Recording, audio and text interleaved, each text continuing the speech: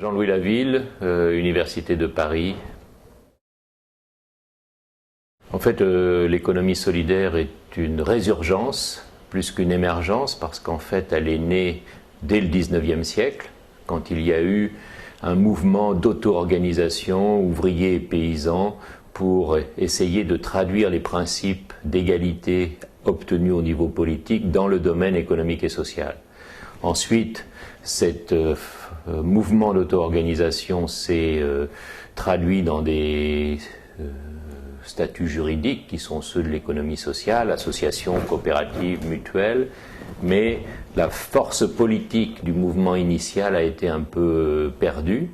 Depuis les années 60, il y a un retour de formes d'organisation socio-économique qui veulent aussi participer à une transformation dans un sens qui soit plus égalitaire, plus axé sur la justice sociale. Donc on peut dire que l'économie solidaire, c'est l'ensemble des démarches qui veulent démocratiser l'économie à partir d'engagements citoyens et qui se sont multipliés ces dernières décennies dans toutes les régions du monde.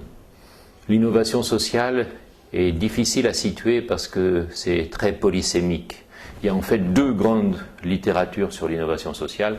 La première vient de l'innovation technologique. On a découvert que l'innovation technologique ne suffisait pas dans les entreprises, qu'il fallait que cette innovation technologique soit aussi une innovation organisationnelle.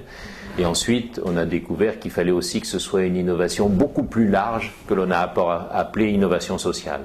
Mais dans cette définition, l'innovation sociale reste au service de l'entreprise sur le marché. Et donc là, c'est assez différent de l'économie solidaire. Par contre, il y a tout un ensemble de phénomènes qui ont trait à l'économie solidaire et qui ont développé une autre définition de l'innovation sociale, beaucoup plus axée sur la démocratisation de l'économie et ce projet de transformation démocratique. Donc en fait, ça dépend à quelle définition de l'innovation sociale on se réfère, et il y a beaucoup de confusions qui viennent de ce qu'il y a justement plusieurs approches de l'innovation sociale qui sont assez contrastées.